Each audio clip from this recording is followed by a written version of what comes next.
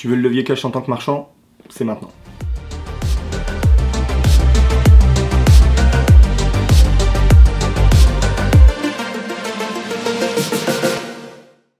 Le levier cash en tant que marchand, encore une fois, je parle souvent du précepte, ça dépend où tu en es dans ta vie de marchand. Parce que voilà, si tu vas discuter avec les vieux marchands qui vont surtout pas vouloir que tu démarres, ils vont t'expliquer que c'est compliqué, que si, que ça, et ça c'est logique. Et voilà, ils défendent leur beefsteak, hein. Il y a un moment, chacun son entreprise, ils veulent pas forcément voir des jeunes marchands arriver autour d'eux.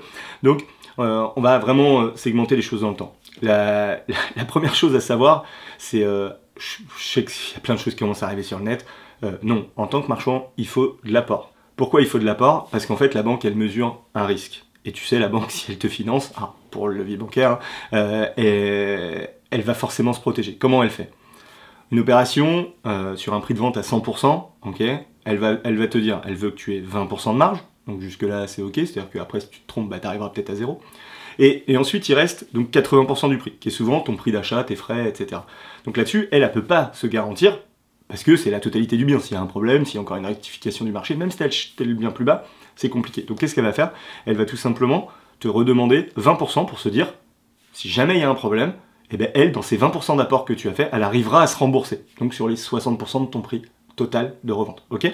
Donc du coup, la banque, c'est comme ça qu'elle fonctionne, et des moments tu vas entendre oui un tel il a eu 10%, etc. Ouais, c'est très très rare, et surtout il y a un cas qui est important, c'est que la loi BAL 3 a été passée et votée, si je me trompe pas, en 2021, fin 2021, et donc en fait les banques ont besoin de renforcer leurs fonds propres. Qu'est-ce que ça veut dire? Ça veut dire qu'ils ont de plus en plus de difficultés à te prêter avec peu d'apport. Quand je dis peu d'apport, c'est 10%. Même les marchands de biens établis qui avaient jusqu'ici du 10% sont obligés de passer à 15, 20, 25%.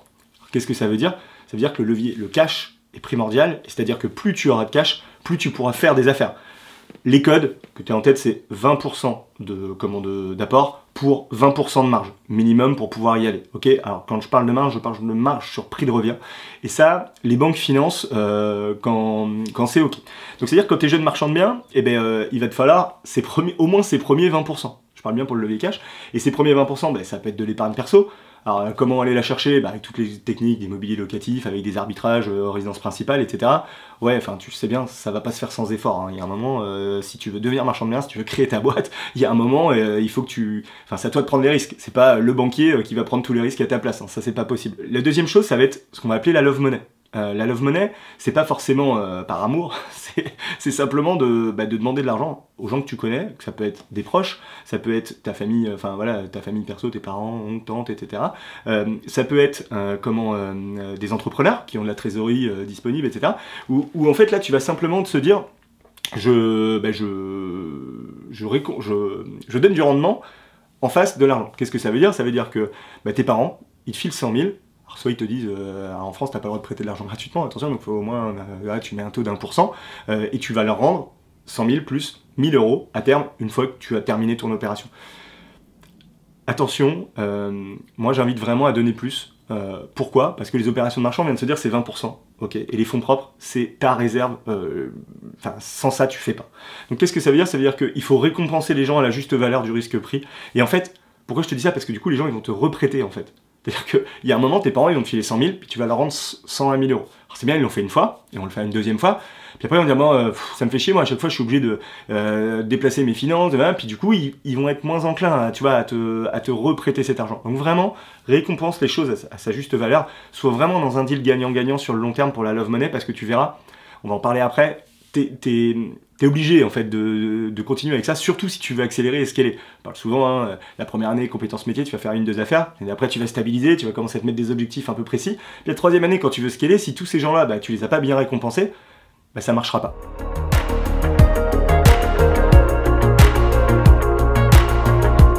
Ça c'est toujours difficile, parce que c'est pareil. Quand tu démarres, t'as pas peu d'expérience, etc. Moi je t'invite vraiment à donner un 10%. Que ça dure 3 mois, 6 mois, 1 an, tu dis le deal, voilà, moi je vais faire tout pour que ça aille plus vite, et je vous donne 10%. C'est-à-dire 100 000 donnés, tu rends 110 000. Ça pour moi c'est le deal le plus juste, avec un capital qui va être non garanti. Il faut bien l'avoir en tête. Ce que tu vas faire, c'est que tu vas donner un ordre irrévocable chez le notaire, de fait que ça va rassurer quand même ton créancier. En gros, quand tu vends, le notaire est obligé de rembourser la personne avant toi. Par contre, si tu vends vraiment moins cher et qu'il n'y a pas d'argent, il n'y a pas d'argent, hein, tu peux pas les rembourser. Donc ça, moi je trouve que c'est le deal au démarrage qui te permet d'avancer. Par contre, plus tu vas avoir de l'expérience, plus tu vas montrer de la crédibilité, eh ben, tu vas pouvoir baisser ce taux. Parce qu'en fait, c'est toujours pareil, risque-rendement. Tu démarres, tu es quelqu'un à risque, donc faut proposer un deal juste. Ensuite, tu accélères, tu es meilleur, voilà, tu as prouvé que tu peux commencer à baisser. Moi, pour exemple, j'ai un associé à moi qui lève souvent de l'argent, il est promoteur établi, etc. Il arrive à lever l'argent à 4,5. Non garanti. Mais il est adossé à de l'immobilier et il a prouvé, enfin voilà, je veux dire, aujourd'hui, c'est quelqu'un, il a de renom, etc. Et donc il est en capacité de le faire. Donc tu vois, il y a, encore une fois, hein, il n'y a jamais d'équation parfaite par rapport à là où tu en es dans ta vie de marchand et la crédibilité que tu as créée. Okay. Donc du coup, une fois qu'on a parlé de Love Money, il y a un vrai vecteur qui est l'association. L'association, attention, je parle souvent de l'association, on va chercher du levier dans l'association. On va pas chercher son copain, on va pas chercher le bon pote qui vient profiter de dire ah bah tiens t'as un savoir-faire en marchand, puis je viens me greffer, comme ça je vais prendre 30-50% de ton truc, puis moi je vais rester tranquille à la maison. Non, c'est pas ça. L'association, elle peut être court terme, moyen terme ou long terme. Ok, ça dépend le deal de base, et ça je vous invite vraiment, hein, on fera pareil, on en parlera dans une vidéo spécifique parce que l'association c'est compliqué. Mais du coup, cette association, si tu décides d'y aller, ben voilà, tu viens, tu me files le levier, mais quel levier tu donnes? Est-ce que tu donnes juste le cash pour les 20% d'apport, ou tu donnes le cash pour auto-financer l'opération? Là, du coup, tu proposes pas le même deal en face. Ok, tu comprends bien, hein, je veux dire, à un moment, le mec, l'opération à 100 000, il te prête 20 000, il prend pas un risque énorme, voilà, les 20 000, il va les récupérer. Par contre, il vient poser 100 000 sur la table, t'as pas besoin de faire de démarche bancaire. Et encore une fois, on parle des jeunes marchands, donc c'est-à-dire tes jeunes marchands, quand t'as pas besoin d'aller voir la banque au début, et que tu vas prouver, parce que, on va en parler après du financement bancaire, mais on parle du levier cash, mais levier expérience et savoir-faire, et ben du coup, ça, tu t'en fous, parce que t'as le levier cash, et en fait, tu sais que tu vas faire ton OP. À toi de pas te tromper et d'arriver à aller au bout et d'avoir la marge que tu avais prévue. Mais voilà, de base, t'es vraiment tranquille. Donc l'association, pour, encore une fois, le cash, si la personne apporte que de l'apport, il faut pas qu'elle apporte que l'apport, il faut aussi qu'elle apporte un levier expérience ou savoir-faire en face de ça. Parce que sinon, elle va te filer 20 000 balles pour aller chercher 100 000, sauf que toi, tu vas encore aller voir les mêmes galères bancaires, tu vas avoir les mêmes problèmes. Donc, ou sinon, tu proposes 20% de ton association, tu vois, de ton equity à la fin. Mais tu peux pas, tu peux pas dire pour juste l'apport, je m'associe, et puis après, le gars il branle plus rien, puis il m'apporte aucun levier à côté. Ok, tu comprends bien la nuance, c'est important ça.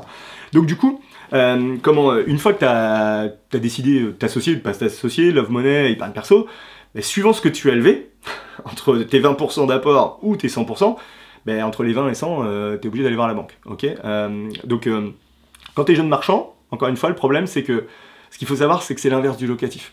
C'est-à-dire qu'en locatif, ils vont te dire, bon, tu viens avec un studio pour démarrer, on est content, et tu vas pas te mettre en risque parce qu'ils vont regarder ton taux d'endettement, etc. Et c'est ok. Là, en marchand, ils vont même pas regarder ton taux d'endettement. Ils vont simplement regarder ton opération. Donc t'imagines que quand ils vont te financer, on revient sur l'opération à 100 000 balles, qui va te faire gagner 20 000 euros, ils vont te prendre 1500 balles de frais de dossier, ils vont te prendre des frais, etc. Ton opération déjà, au lieu de 20 000 euros de marge, elle va tomber vite à 15 000, même plus, parce qu'au départ, ils vont prendre la garantie face au risque, et la garantie c'est quoi? C'est ils vont te prendre des thunes, tout simplement. Donc du coup, qu'est-ce qui va se passer? D'une, tu vas baisser ta marge, et de deux, le banquier, ça l'emmerde. De travailler pour aller gagner 3-4 000 euros sur un dossier, bon, alors, quand tu crées une relation, encore une fois, avec son banquier, il faut créer une relation, c'est l'inverse. C'est l'inverse du locatif, hein. Il faut créer la relation avec les banques avant d'avoir ces opérations, pour avoir leurs critères, etc. Et je peux pas te donner un canevas, parce qu'il n'y a pas une banque qui fonctionne pareil, et il n'y a pas une banque dans chaque région, on va dire la Banque Populaire, Crédit Agricole, ils fonctionnent eux-mêmes pas de la même manière dans chaque région, donc je peux pas en fait te donner un précepte de dire lui il finance comme ça, lui il finance comme ça. Alors, à l'expérience, nous on connaît, on a nos contacts, c'est ok, mais je peux pas te donner un critère parfait. La seule chose que je peux te dire, c'est que les petites opérations quand tu démarres en marchand, ça les emmerde, ok, ça les emmerde clairement, ou alors il y a des banques un peu spécialisées, mais ces banques-là vont, vu qu'ils sont spécialisés, en fait, ils vont mettre dans leurs analystes derrière des gens beaucoup plus poussés, qui vont tout analyser parce qu'ils n'ont pas confiance en ton expérience, t'as pas encore la crédibilité, et du coup, ils vont te mettre des frais de dossier hyper chers, des taux d'intérêt hyper chers, et puis à la sortie, t'as plus trop de marge. Alors après, il faut bien démarrer, attention, hein, c'est bien, ça te donne de la crédibilité, ça te check tes premières cases, c'est ok avec tout ça. Par contre, à toi, encore une fois, en tant qu'entrepreneur, de comprendre le champ des possibles, et de faire des choix là-dedans, et de travailler en amont de l'opération, de pas attendre d'arriver avec ton opération et de dire ah comment je fais maintenant, ok. Le but d'un entrepreneur, si tu souhaites vraiment, si tu veux faire une opération un jour et que tu es là pour, voilà, parce que tu as détecté une opération puis tu dois te démerder, bon maintenant c'est différent. Par contre, si tu souhaites vraiment être entrepreneur et avancer le truc, c'est pas comme ça que ça doit se passer.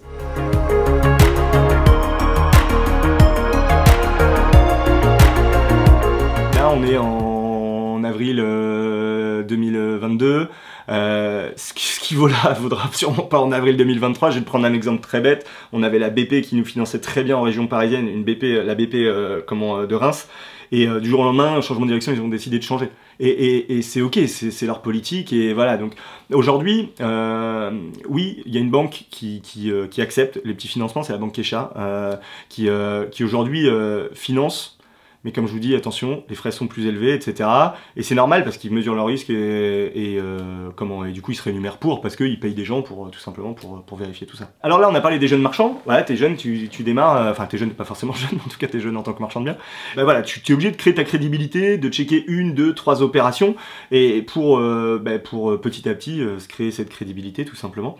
On va vite te demander d'avoir un bilan. On en a parlé dans les structurations, mais il y a un moment t'es en nom propre, tu vas être en société, tu vas avoir un bilan à faire en fin d'année, et ce bilan est vraiment la preuve de la réalité de ce que tu as fait. Parce qu'en fait, le problème des marchands de biens, et ce qui fait très peur aux banquiers, hein, c'est qu'à un moment, les marchands, ils en ont un peu partout, ils gardent du stock, ils ont des queues d'opérations qui vendent pas, etc. Puis en fait, ils disent, ah mais j'ai fait 20%, hein, t'as fait 20%, mais t'as pas encaissé la somme. En fait, c'est-à-dire que t'as toujours, je sais pas, le garage, j'ai une opération, moi, à titre perso, où j'ai un garage encore qui est dedans. Bon, l'opération a quand même été rentable et tout, mais quand je présente ma marge, je dis j'ai fait tant, mais en fait non, c'est faux, j'ai encore un stock que j'ai pas vendu, parce que ce garage il me sert, etc. Et c'est ok, tu vois, et ils ont peur en fait les banquiers, enfin ont peur, mesurent ce risque de dire attention, les queues d'opération sont souvent mal gérées par les marchands. Donc ils vont te demander des bilans ou des situations provisoires. Imaginons que tu allais très très vite, au bout de 6 mois tu as enchaîné les opérations, je t'invite à voir avec ton comptable pour faire une situation provisoire pour le montrer au banquier. Plus tu vas montrer de la crédibilité, plus tu vas montrer que tu anticipes les choses, plus le banquier va être ok. Et donc, step by step, encore une fois, hein, avec un premier bilan, ils vont te dire, mais avant de financer une opération, maintenant on va t'en financer 3. Ok, 3 en même temps. Et encore une fois, le montant sera pas le problème. C'est-à-dire que tant que l'opération est fiable, que les résultats sont ok, ils vont pas regarder, encore une fois, ton taux d'endettement, etc. La banque, elle finance. Tu peux avoir fait 2 opérations à 200 000 euros en 2020, 3 opérations encore à 200 000 euros en 2021, puis arriver avec une opération à 1,5 million en 2022 sans aucun problème. Tant que, encore une fois, la mesure du risque, les 20% d'apport, l'opération est rentable et qu'il y a 20% de marge derrière. Le vrai sujet qui va te demander le banquier sur le financement, c'est que tu maîtrises ta commercialisation. Parce qu'en fait, aller dire je vais faire 20% de marge et en fait tu n'as aucune idée du prix du secteur ou tu ne sais pas commercialiser, parce que c'est comme ça, c'est un métier marchand, hein, je parle souvent des flux entrants, du mode projet et du flux sortant. Flux entrant, c'est de trouver tes opérations, donc ça c'est ton job de base et on va dire le mec formé au cours du réseau, ils y arrivent. Après, gérer l'opération, tu peux le déléguer, etc. C'est ok. Puis après, tu as le flux sortant, la commercialisation, mais de base, quand tu rentres le truc, la commercialisation n'est pas faite. C'est pas comme un promoteur qui, si tu veux, va avoir 18 mois pour commercialiser, le temps du permis de construire, etc. Donc toi, tu vas avoir derrière une commercialisation très rapide à faire. Et des moments, le banquier, sur des opérations un peu complexes, va te demander de la pré-commercialisation. Et c'est là où ça devient un peu plus compliqué. Donc, tout ça pour te dire que le financement sur des grosses opérations ne sera pas un problème, mais il va te demander de la sécurité en montrant que tu maîtrises encore une fois hein, les flux entrants, les flux sortants et ton projet.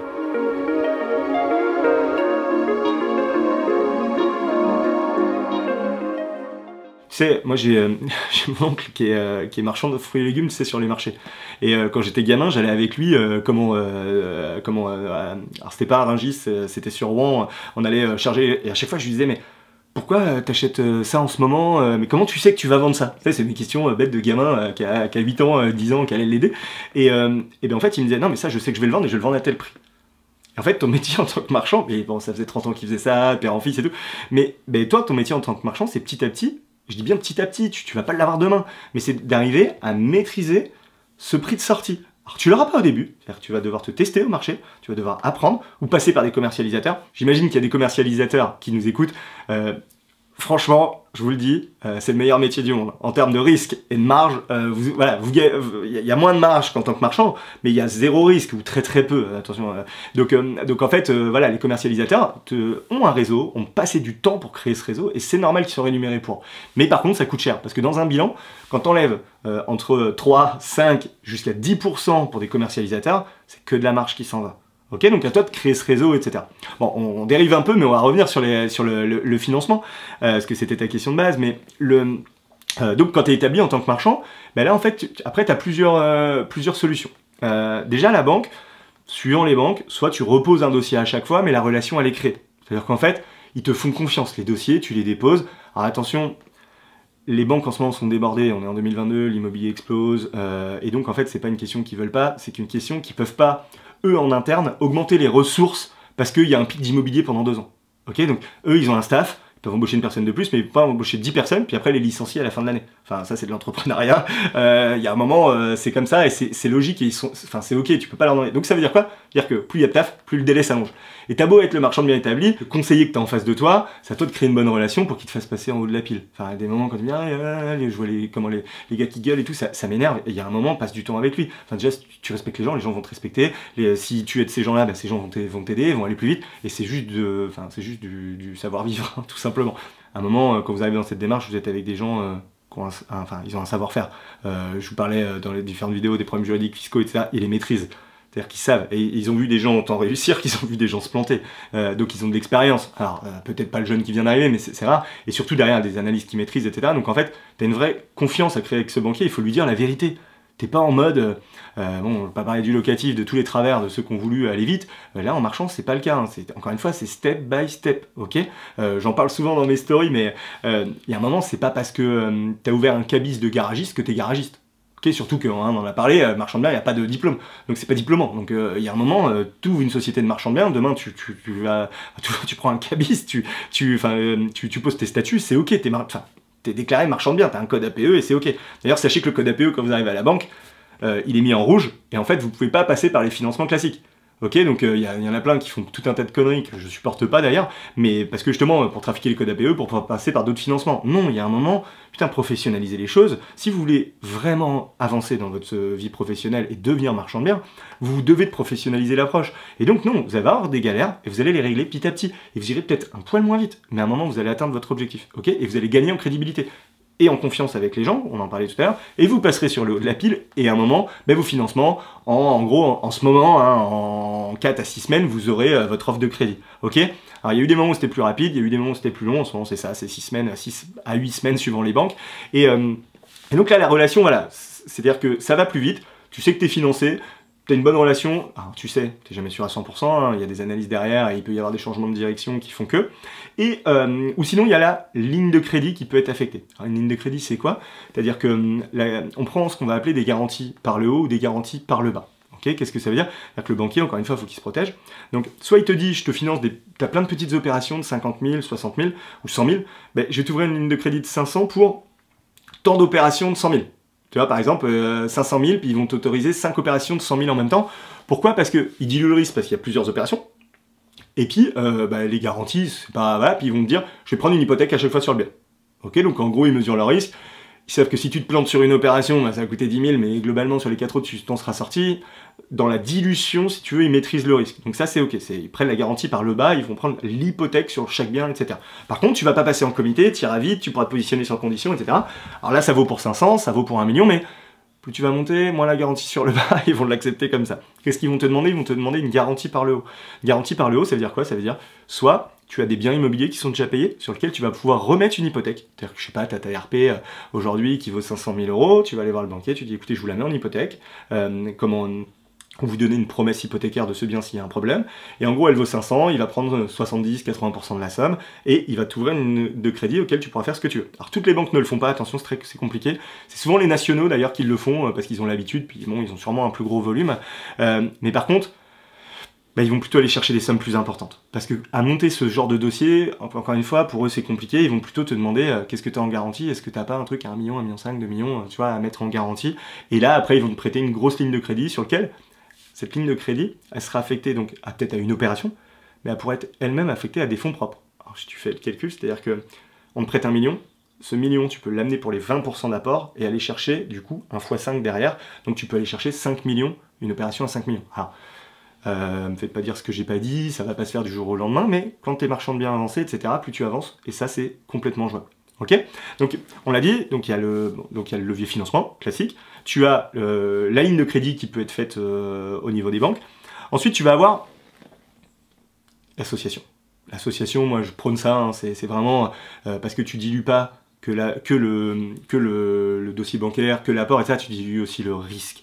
Et à un moment, quand tu auras avancé, hein, on parle bien des marchands de biens établis, imaginons, tu as commencé ta carrière, tu as fait tes premiers 100 000, tes premiers 200 000, tu te rappelles, j'ai quand même cité toutes les galères qu'il y a par rapport à ça, et puis ben, à un moment, tu as monté entre 500 000 et 1 million de cash en 5 ans, 6 ans, je suis pas en train de vous dire en 2 semaines, tu veux pas aller mettre tout en risque, parce que tu as mis 5-6 ans à créer, sur une opération, parce que peut-être celle-là marche bien.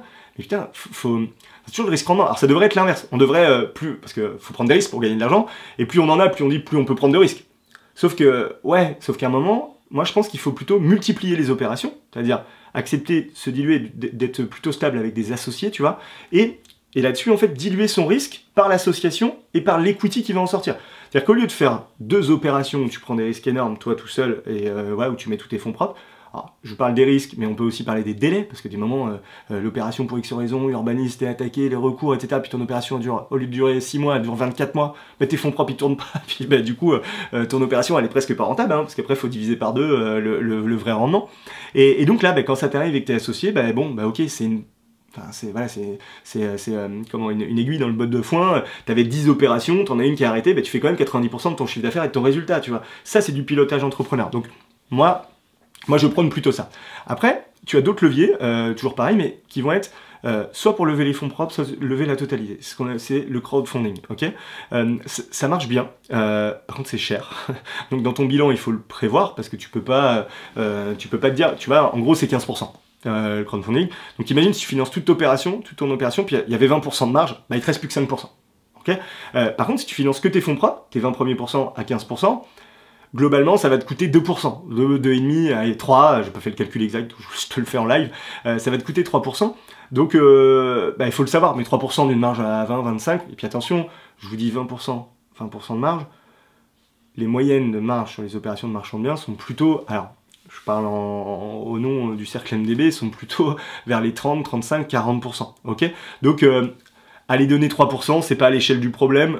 Par contre, ça veut dire des référencements, et ils ne prêtent pas aussi facilement aux marchands de biens. Ils sont très baqués promoteurs et tout, parce qu'ils aiment bien lever beaucoup d'argent, pareil, hein, pour eux c'est le même travail en fait, hein, quand ils lèvent l'argent, encore une fois, c'est un peu comme le banquier, aller faire une opération de 100 000, 200 000, ça les emmerde.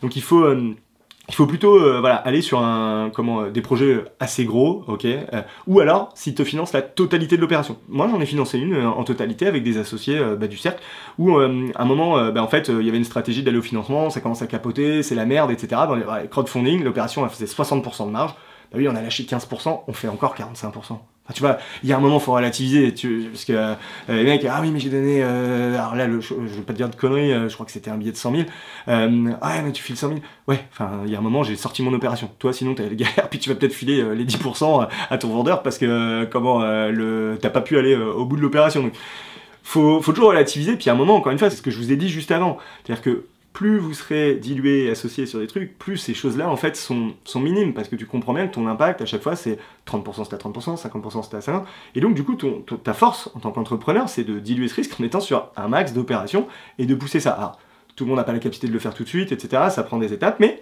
c'est faisable, et via le crowdfunding, qui est vraiment jouable dans ce genre d'opération. Donc là, si tu veux, crowdfunding. Après, moi, il y a un truc que j'aime bien. D'ailleurs, on le fait, donc si tu veux y participer, c'est avec plaisir. C'est-à-dire que on fait de la levée obligataire, c'est-à-dire qu'on émet des obligations via une SAS. Donc, il y a tout un précepte à faire, etc. Tu fais pas ça du jour au lendemain. Encore une fois, il faut de la crédibilité et tout. Mais tu émets des obligations avec un rendement en face.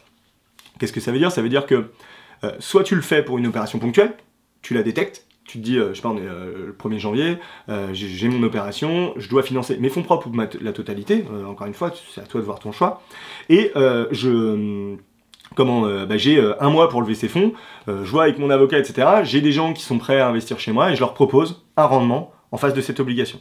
et un risque, soit donc capital garanti ou capital non garanti.